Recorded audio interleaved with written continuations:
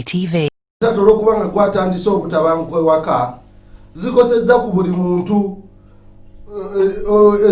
obutabanguko koleesa waka kakosezza maama kakosezza omwana kakosezza ebisolo by'omulunda awaka ne kakosa n'ebintu byewagula nga gwe ebikalu.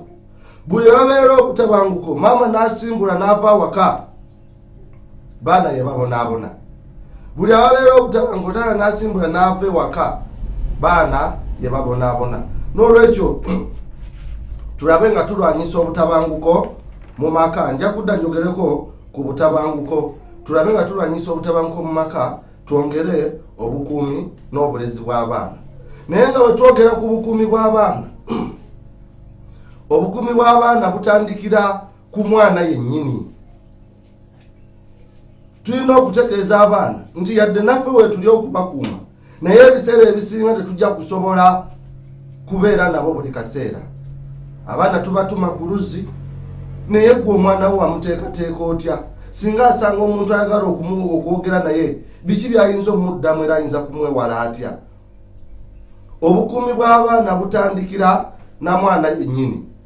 Tubuulire abaana baffe biki ebiyinza obaleetera obulabe. So tunaamala obabuulira bayinza kwewala batya? Kubanga abatyobola eddembe ly'abaana bali mu buli kitundu. Abatyobola eddembe ly'abaana bali awaka wennyini abazadde. Abatyobola eddembe ly'abaana bali ku masomero abasomesa. Twakawulira abasomesa bangi nga bakutta abaana basobeza ku baana be basomesa. Abatyobola eddembe ly'abaana bali mu masinzizo. Tuwulira abakulembeze b'amasinzizo bangi oba bannaddiini nga bakutta abaana nga bakozesezza abaana. Abatyobola eddembe ly'abaana bali mu makubo abaana mwe bayita. Abatyobola eddembe ly'abaana bali mu kitundu nti wano osobola okusanga saawa zino. Edda twabeeranga n'enkola nti omwana yali wa kitundu. Naye saawa zino osobola okusanga nga omuntu alwanyisa nnyo okulaba ng'omwana wa munne abeera mu bulamu obubi. Ebitundu ebirala bikyalina enkola eyo nti omwana wa kitundu era omuntu yenna wasanga omwana ng'ali mu bikolwa ebitali birungi avaayo n'ayogera ku nsonga ezo. Avaayo n'ataasa omwana oyo. Tulina kye tuyita comprehensive prevention. Okutangira ekintu nga tekinnatuukawo. Abantu bangi tubawulira wano abali bajja ne balwana n'obawulira nga balwana. Omusajja n'atta mukazi we. N'owulira abantu kumakya nga banyumya. Twawulidde nkale nga balwana. Fene tulowooza bya muzannyo. Naye okutangira ekintu nga tekinnatuukawo. Okubeera wano n'olengera ekintu nga kikyali buziba n'okitangira. Waliwo embeera gye tulaba ng'ejja okumalawo abaana baffe. Naye ng'ekyali wala tugitangire nga tennatuuka ku baana baffe. Olaba omwana atambula ekiro n'omuleka leero n'omulaba n'agenda n'adda ssaawa 3 n'oyogerako nti nno mwana wange ojja kufuna obuzibu. N'enkeera bw'ati omwana wange nno ffe tetwatambulanga kiro. Omwana ayinza otuuka n'afuna obuzibu. Aye n'otandika okwogera namugambanga tutangire embeera eno etuuse obulabe ku baana baffe nga tennabatuukako kubanga tugirabanga ejja.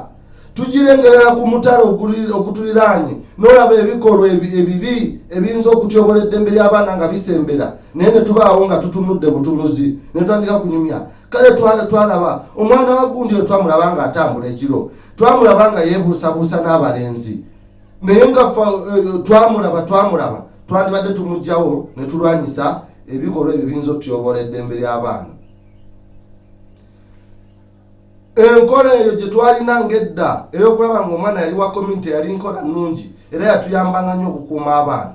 Naye essaawa zino osobola osanga omuntu yenna kangezeba mukazi mukadde wa myaka 6 naye ng'emmanju w'enju ye akaana ka neiba waako emyaka 14 we kasisinkana n'omuvubuka abeera akakwananga naye omukadde oyo alwana nnyo kafune olubuto oba kava mu ssomero kaveemu. Tulina okulaba nga tuddayo kweri enkola ey'okulaba nga tukuuma abaana. Abaana bano ffe essaawa yonna tuvaawo naye tubalese tutya? We tutaveeyo ffe ng'abazadde ng'abantu b'omu community tulwanyise ebikolwa ebiyinza okuleetera abaana baffe okubeera mu katyabaga tujja kumaliriza nga tetufunyeemu. Gwe omuzadde yenna ali eyampuliriza era ndaba, abaana bajja kujja batuuka okuba amalaalo go ng'ovudde mu bulamu bw'ensi eno nga bakunenyola obutabafaako nga wali ng'okyali mulamu. This is ITV Uganda.